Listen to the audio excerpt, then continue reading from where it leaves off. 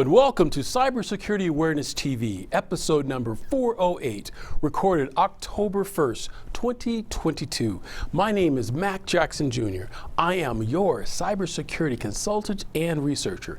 If this is the first time you have seen my show, we discuss on Cybersecurity Awareness TV news and tips. We have interviews from security experts and law enforcement and information that you can use to protect and mitigate cybersecurity crimes that can affect your business and personal privacy.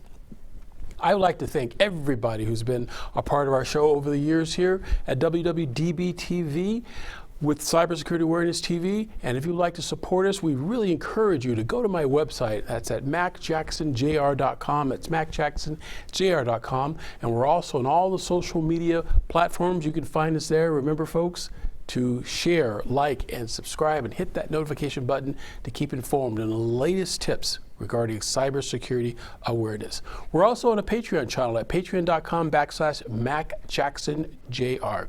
In today's episode, we have three segments. The first one in cyber news, we're going to talk about the telecommunications company Optus. Optus is an Australian telecommunication platform that was hacked last week, and the hackers demanded $1.5 million in ransom. This is very important, folks. Hacking has happened around the world. It can happen in this company in Australia. It could happen, and it has happened at companies here in the U.S. as well.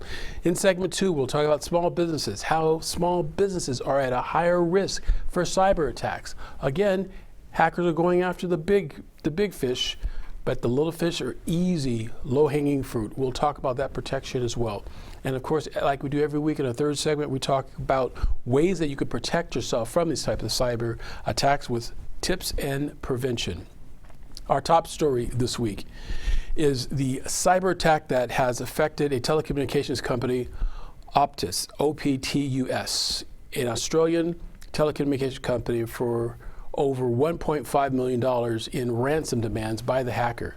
It looks like this vulnerability, folks, affects large corporations as well. We've done a number of stories here in our broadcast about these type of attacks and how hackers are going after these large companies. These large companies, folks, have very sophisticated security systems to protect their data, unlike the smaller businesses that can't afford to have this type of investment. And the hackers are able to penetrate their systems. So if they're able to get through these large companies, imagine what they're doing to small businesses like yours and mine and others.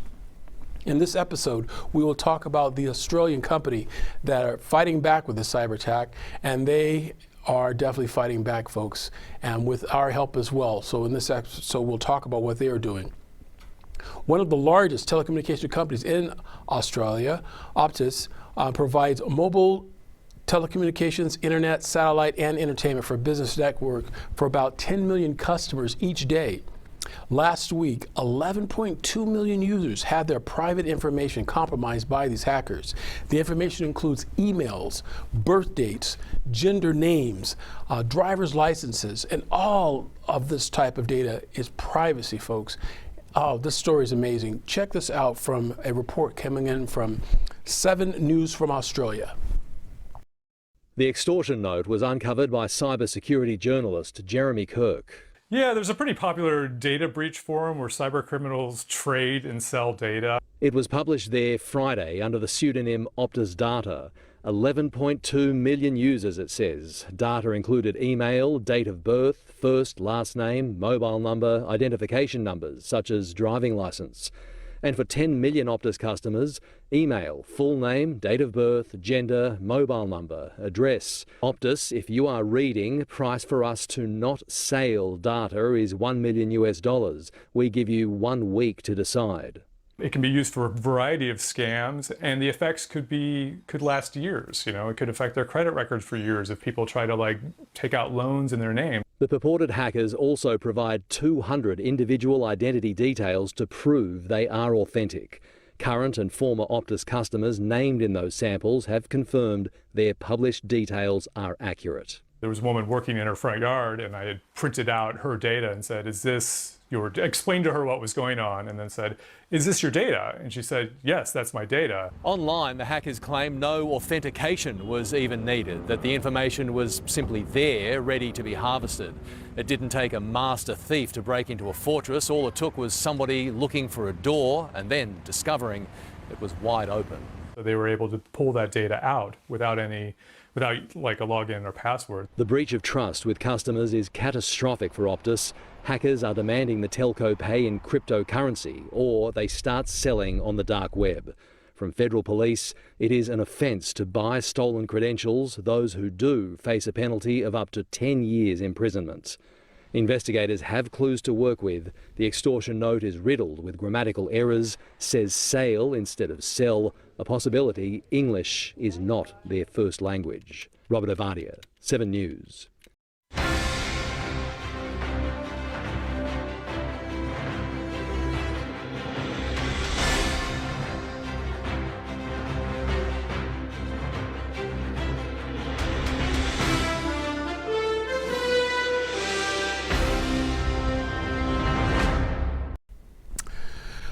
Folks, as Australia tries to recover from the Optus data breach, the country has enlisted, the United States, the FBI, Federal Bureau of Investigations, to help them detect and research and investigate what is going on and come up with ways to mitigate any additional leaks from this type of cyber attack by these hackers.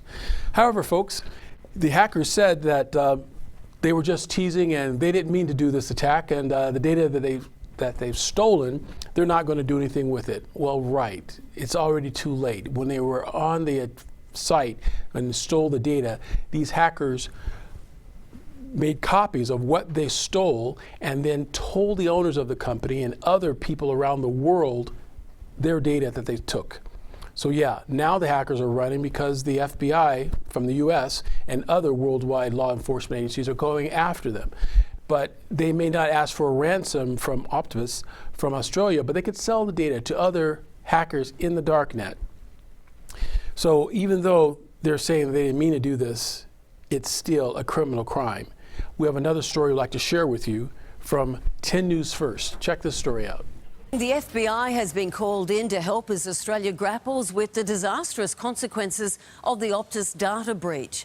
In a game of cat and mouse, the purported hackers today began releasing sensitive personal data on the dark web, only to claim later that they no longer wanted $1 million in ransom. The political and legal reaction has been swift, but the real losers are Optus customers. National Affairs editor Hugh Riminton has the latest. It would make a great crime drama if so many of us weren't the victims. It is a very serious matter which I know is worrying millions of Australians today. Having hacked nearly 10 million Optus accounts, the villains then went onto the dark web, demanding $1 million from Optus and threatening in poor English, will release 10,000 record every day for 4 days when they not pay. The hackers then released the personal details of 10,000 Optus customers just to prove they could.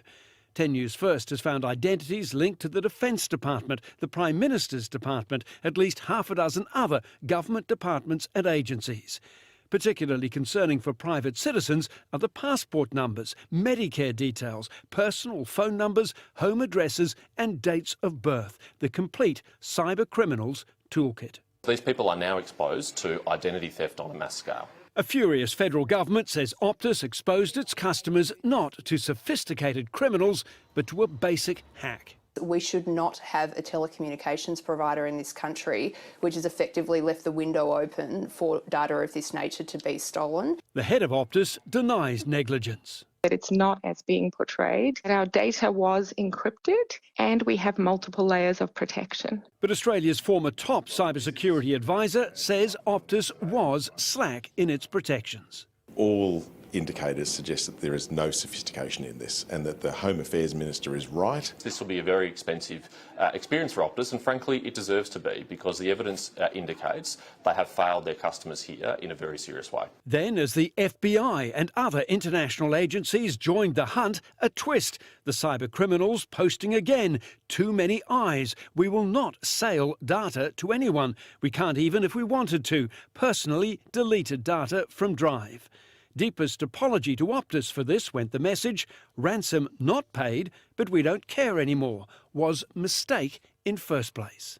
If the temptation is to say, fantastic, the crisis is over, the experts say, don't be too sure. These are still criminals holding an asset worth millions. But they may have already sold it to a third party who has interest in getting 9.8 million people's details. With your data potentially permanently floating among criminal networks, the expert advice is don't trust unknown callers or people who have some of your information. If in any doubt, end the conversation.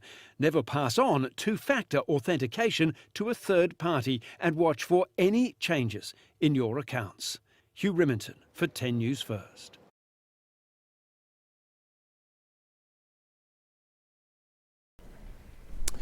Folks, that is a really amazing story how the people of Australia are fighting against these cyber attacks that affected their telecommunication systems. But we bring it back here to the U.S., where the LA School District, the LAUSD, Los Angeles Unified, that is, school district, had a big hacking attack and a big demand that came in last week. We talked about it on this show, but now the hackers are requesting that the LA School District, Unified Schools District, pay this ransomware or they're going to sell their data as of this coming Monday. The superintendent of the Los Angeles Unified School District says no, they're not going to pay their ransomware. So the hackers are saying, great, if we don't get our money, we're going to sell your data. So now law enforcement from around the world, including here in the United States, the FBI, Secret Service, and alike, are going after and tracing back and finding out these hackers and see what kind of damage that they are attempting to extort against the Los Angeles Unified School District.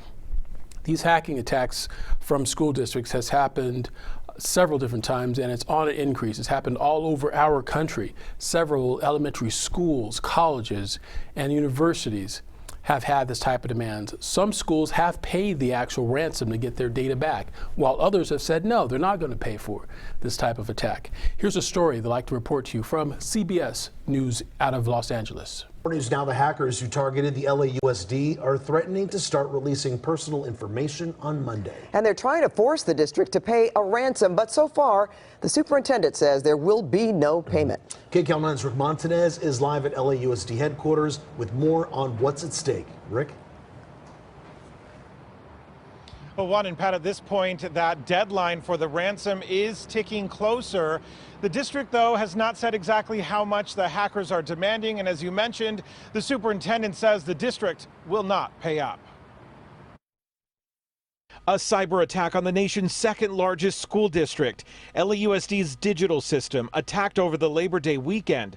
The hackers posted this message, which was detected and tweeted by a cyber threat analyst. A countdown to a Monday deadline. It reads, the papers will be published by London time on October 4th, 2022 at 12 a.m.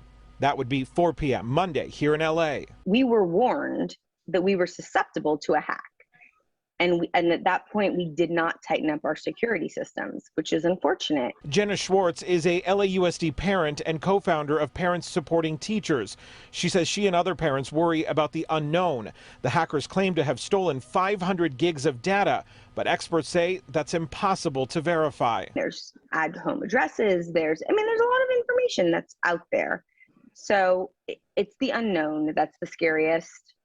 And it's unfortunate that this happened. Superintendent Alberto Carvalho says he doesn't believe confidential employee information was stolen, but student information like grades, class schedules, and disciplinary files could have been taken. Not a surprise, but it is truly unfortunate anytime any of these things happen. Cybersecurity expert Vivek Bhandari says remote work and learning from the pandemic may have opened up LAUSD and many other organizations to these types of attacks. It created order of magnitude more complexity and challenge for every organization, and our schools are no different. Carvalho says the district will not pay the ransom. The district should stand firm on that. If they were to pay, all they would receive is a pinky promise from the attackers that the stolen data will be deleted. In 2016, hackers collected a $17,000 payday from Hollywood Presbyterian Medical Center. But experts say that can backfire and cause a double extortion. I think it goes to show that everyone is vulnerable. LAUSD isn't alone. So far this year, 27 districts and 28 colleges have been hacked and given a ransom.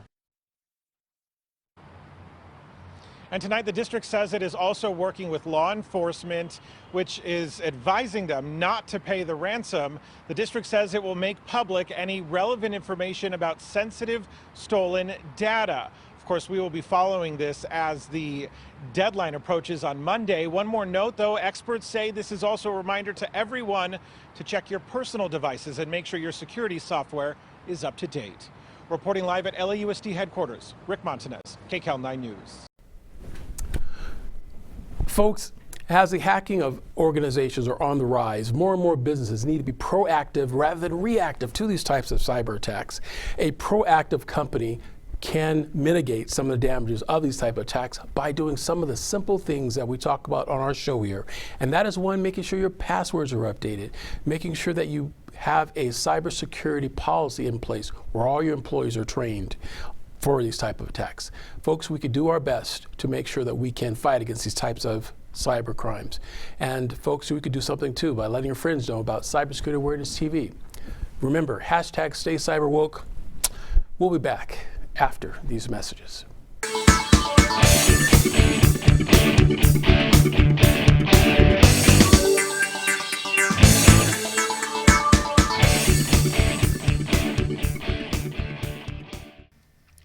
Hello folks, this is Mac Jackson Jr. from Vanderson Cyber Group. The problem with businesses today is that they are affected by cyber attacks from around the world, but companies are not sure of what to do. Normally, they are reactive instead of proactive. But folks, cyber attacks can affect your bottom line, and it will affect you financially, legally, and your business reputation. Here at Vanderson Cyber Group, we can help you develop a policy by training your employees on what to do if they are involved in a cyber attack and how to mitigate it and fight against it. Folks, we call it here hashtag Stay Cyber Woke. And that's Vanderson Cyber Group here in Las Vegas and around the world. You can reach me, folks, at VandersonCyberGroup.com or my website, MacJacksonJr.com as well. Here locally, 702-868-0808. Give us a call today, folks. We must fight back.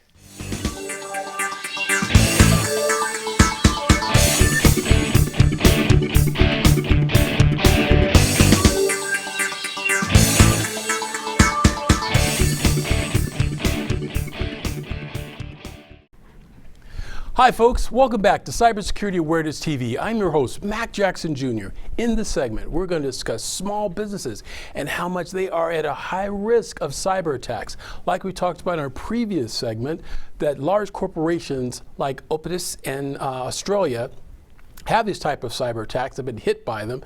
Small businesses are low-hanging fruit because small businesses are not investing in the type of infrastructure to make sure their systems are as secure as large corporations and large companies. The focus on this type of attack by hackers and our story here on Cybersecurity Awareness TV is to let small businesses know that you need to have that type of security meaning that an infrastructure packed with highly developed hardware and software, data policies and procedures within your organizations that can help mitigate and protect you from cyber crimes and cyber attacks. If you're a business owner in a small businesses, we understand that it's hard to come up with the types of sophistications like large corporations. Hackers know this. They will start looking at your organization, finding out your vulnerabilities and your weak points, and they can start by starting with your smartphones, your smart devices that your employees carry around with you, and using that as a way to hop over into your network system within your organizations. And folks, it's very, very important that you take a look at your system, take an inventory of what you have, and contact a cybersecurity consultant in your area or our company. Doesn't matter, anyone you contact, folks. It's best you make sure you have professional help to help you with your cybersecurity policies and your infrastructure in place. I have a story for you, folks, about a small business that looked into the cybersecurity process and procedures, and they are definitely making some strides in improving their cybersecurity posture. Check this video out from 25 News out of KXXV TV. It is a crime that can cripple a small business, a cyber attack. More and more American businesses are now falling victim to them. 25 News reporter Adam Schindler has more from Bell County. As technology continues to evolve, the threat of cyber attacks become a bigger and bigger problem for small business owners. Small business in particular, because they don't have any in-house cybersecurity staff to teach them the best practices and put in the best layers of managerial, administrative, and technical controls. Meaning that small businesses are at a much higher risk for cyber attacks that could be devastating. Whether your business is bookkeeping or running a restaurant, a big enough cyber attack can take you out. We run payroll for 25 companies, and each one of them has at least 3 employees, all the way up to one of them has 25 employees. Every single person we do payroll for has a social security number, so of course we're talking that would completely bankrupt us. And that's a risk ABS Bookkeeping isn't willing to take. We have a heightened firewall, of course. We actually paid somebody to set up a pretty secure server for us so that we all log into the one server. Restaurants like C&H Hawaiian Grill in Harker Heights are trying to protect the information of customers just coming in to buy a meal. We don't want anybody's data to be compromised, or whether it be a customer or me personally, and and so forth, and so it is very important. And that's why they hired a company to beef up their security. And they're basically designing the system for us with that in mind. That is their top emphasis, is to protect all the data that our customers have and so forth, because there's so much that's going on out there. Even if you bounce back financially, you may not be able to rebuild trust and reputation with customers. That's why cybersecurity experts are urging small businesses to take the threat seriously and, at a minimum, consult with an expert and get regular risk assessments. In Bell County, Adam Schindler, 25 News. Folks, like we mentioned in our first segment, we discussed Optus out of Australia, where millions of current and former customers have reported suspicious text information and emails and phone calls they're getting by scammers and hackers because of cyber attack. Here in the U.S., we're getting the same sort of things by other cyber attacks. The ones that people are getting from Amazon, stating that they owe a product for an iPhone and calling a 1-800 number to verify this. Folks, these attacks are happening all the time, and these hackers are trying any way to compromise and get your data and exploit you. To continue with the information from Australia, I want to play for you one more story that's important to show what the people of Australia are doing to protect their data with their customers. This story comes from ABC News out of Australia. Check this out. Millions of current and former Optus customers have already started to report suspicious texts and emails following that massive security breach of the telco's IT system. Alistair McGibbon is the former head of the Australian Cybersecurity Centre. He also served as special advisor to the Prime Minister on cybersecurity, and he is now the Chief Strategy Officer at CyberCX. He joins us now from Sydney. Morning, Alistair. Morning, Madeline. First of all, I would just like to get your tips about what not just Optus customers, but all of us can be doing for better cyber hygiene. Yeah, well, as you say, this is for everyone, not just people that are Optus customers. There are probably 5 key things that people should be doing. The first is to be hyper-vigilant about phone calls from people or text messages from people, particularly from unknown numbers. That's important because, of course, we've all been receiving these calls in the last couple of years and texts, and that will increase over time. The second is that just because a person knows something about you that's in a communication, again, whether it's from an email or a text message to you or a phone call, it doesn't mean they actually know you. With this extra information that has been stolen from Optus, this will give better fidelity to criminals as they try to scam us. So just be extra cautious. The third tip is that if you're in any doubt whatsoever, if you're in a telephone call with a person, if you're receiving text messages and you're in an exchange with them, and you just start, that little red flag appears in your head, terminate the communication, look up the number online or the way to communicate with the company online. So, for example, if they're purporting to be from Optus, look up the Optus number and give them a call. Re-establish the communications on your terms. The fourth tip is this. If you are asked by a person to read out the code that has just been sent to you from your bank on your phone, or if you've got some form of token from work and a person asks you, quickly read out that code to me, never do that. That's essentially giving away the keys to your accounts and will allow an attacker to get in. And the fifth tip is that if you get any notifications at all that there's suspicious activity on any of the accounts you operate, whether it's your superannuation, your bank, your telecommunications provider, your electricity provider, jump on it straight away by, again, looking up the number of that institution on the internet and give them a call. Rather than responding to that message. Those are some really, really great important tips for all of us. Just specifically to Optus, would you be changing your driver's licence number, even if you haven't been contacted by Optus, to say that it's in potential breach? It's a great question. We know up to 10 million people's information has been lost, and probably 3 or so million people's driver's licences potentially compromised. And as you know, driver's licence numbers stay with you for life. I was about to give you mine, which has been with me for nearly 30 years. So traditionally, you've had to show that you've been defrauded and make a statement to police to get a new licence. Several state governments in the last 24 hours have said, look, we're going to change that system. RTAs and road services around the country haven't always been the most modern services. They're starting to look at how they can reissue licence. So the short answer is, look, if you have been told by Optus that your driver's licence number has been compromised, wait till you've been told, then absolutely go and get a new one. Okay, thank you. This is a really fast-moving story. I want to ask you about a couple of other matters. So the Cybersecurity Minister has said that this was an unsophisticated attack. The Optus CEO has pushed back at that. What is your interpretation of it?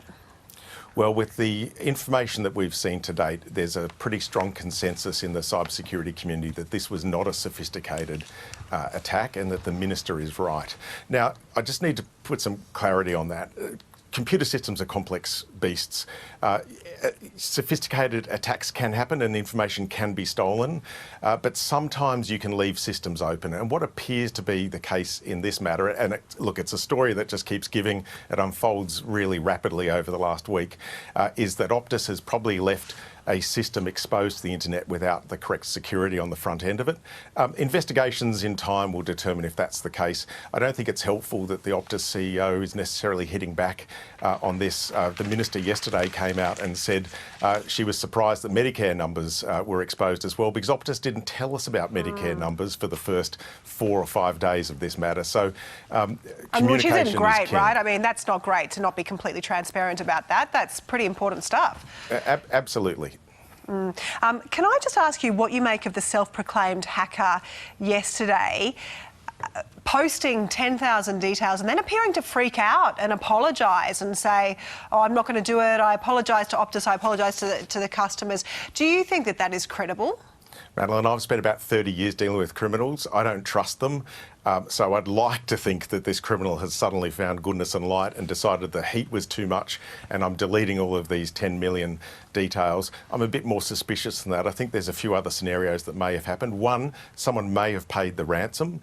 And therefore the attacker has taken down the information. Someone may have bought the information and therefore the attacker has taken it down. Or the attacker has decided there's a bit too much heat, I'm going to keep this information and work out a different way to monetize it.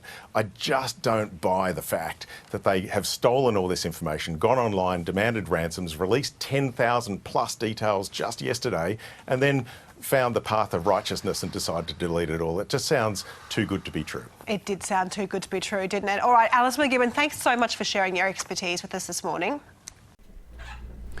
So folks, as a cybersecurity consultant, we provide cybersecurity education and training that includes programs and services to help businesses mitigate the damage of cybercrimes. Folks, the best way that we can fight against these type of cyber attacks is through education.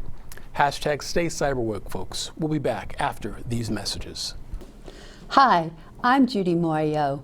I invite you to watch my show, What's Your Story with Judy Mario on WWDBTV, where I interview celebrities, doctors, authors, professional speakers, and just plain folks like you and me. So watch my show and also watch some of the other great shows that we have here on WWDBTV, and you can also find us on Roku. Hi folks, welcome back to Cybersecurity Awareness TV. I'm your host, Mac Jackson Jr. In this segment, we talk about our weekly tips, what you can do to protect yourself from these types of cybercrimes. Folks, according to the FBI, cybercrimes and social engineering is a part of the hacker's toolkit, so the way they can look to steal and exploit customers' personal identifiable information.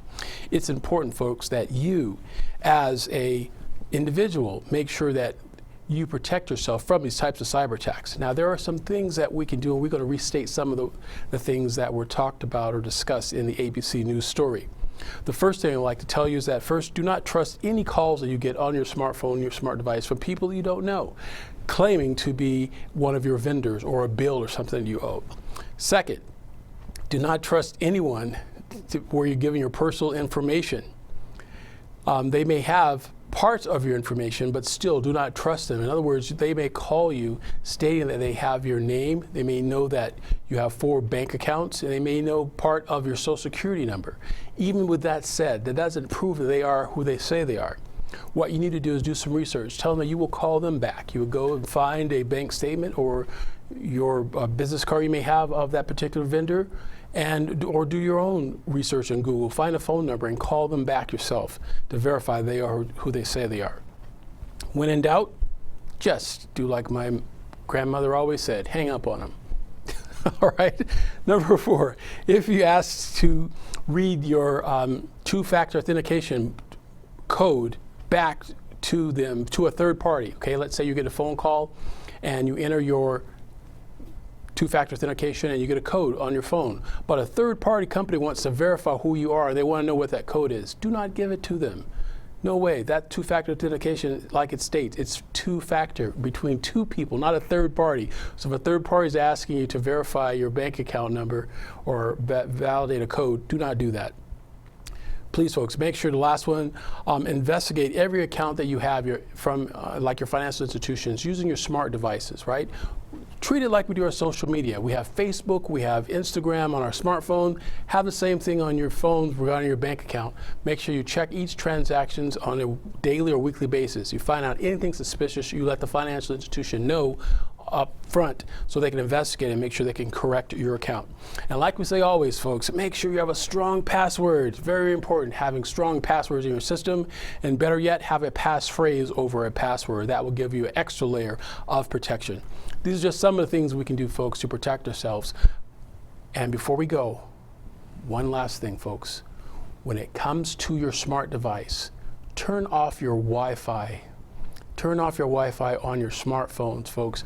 That is a major, major, major faux pas in all of the manufacturers of these cellular phones, having your smart device being able to broadcast that is looking to hop on the internet with Wi-Fi.